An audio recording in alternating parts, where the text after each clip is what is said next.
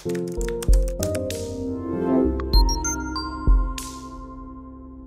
hello everyone, my name is Hưng. Today our topic is an ecological crisis. The water pollution, its cause, the effects, and things or solutions that we have for it. So first of all, we'll go through our summary, which is the general information as our first point. Our second point is the causes of our problems. The third point is the effects of the problem. And the fourth and last is the things that we can do to help out. So first of all, let's talk about the general information. Water pollution is the contamination of water bodies, usually as a result of human activities. Water bodies include, for example, lakes, rivers, oceans, and aquifers. Aquifers and groundwater.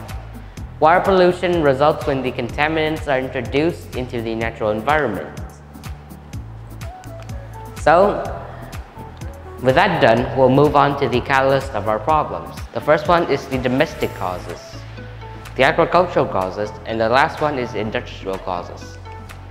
The domestic causes, which is sewage and wastewater. Every day we cook, do laundry, flush the toilets, wash our cars, shower, and do many things that use water. Think about how we use water in schools, hospitals, and public places. The second cause, which is the agricultural causes. Pollution of groundwater by agricultural chemicals and waste is a major issue in almost all developed countries, and increasingly in many developing countries. Pollution from fertilizers occur when these are applied more heavily than the crops can absorb, or when they are washed or blown off the soil surface before they can be incorporated. Excess nitrogen and phosphates can leach into our groundwater or run off into waterways.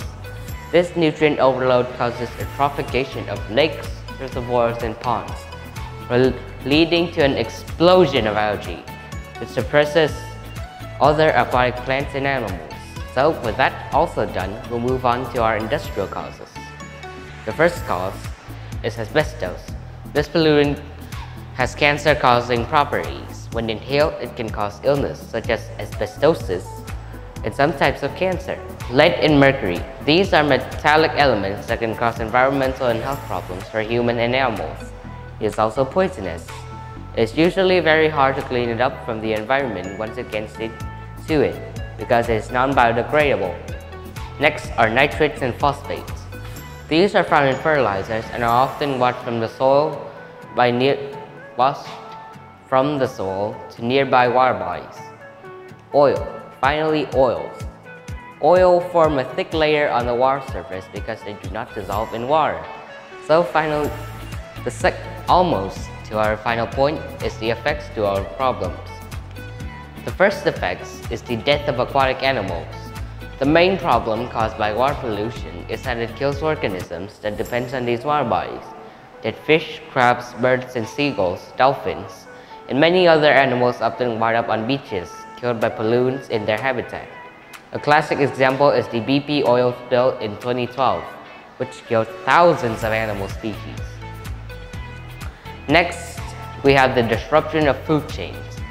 Pollution disrupts the natural food chain as well. Pollutants such as lead and cadmium are eaten by tiny animals. Later, these animals are consumed by fish and shellfish, and the food chain continues to be disrupted at higher levels. So, the last effects of this is diseases. Eventually, humans are affected by this process as well.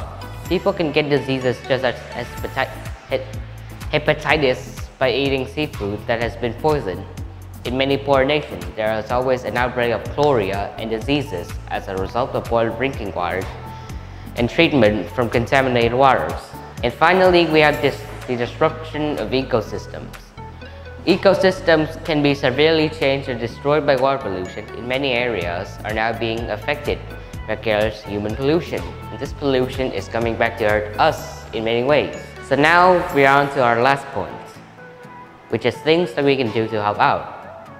The first thing we can do is never throw rubbish away anyhow. Always look for the correct waste bin. If there are none around, please take it home and put it in your trash can. This includes places like the beach, riverside, and water bodies. Next, which is use water wisely. Do not keep the tap running when you're not in use. Also, you can reduce the amount of water that you use.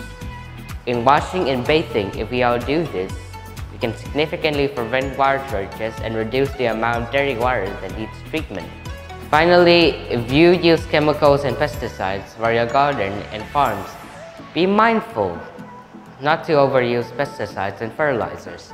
This will reduce runoffs of the chemicals into nearby water sources. Start looking for options of compositing and using organic manure instead.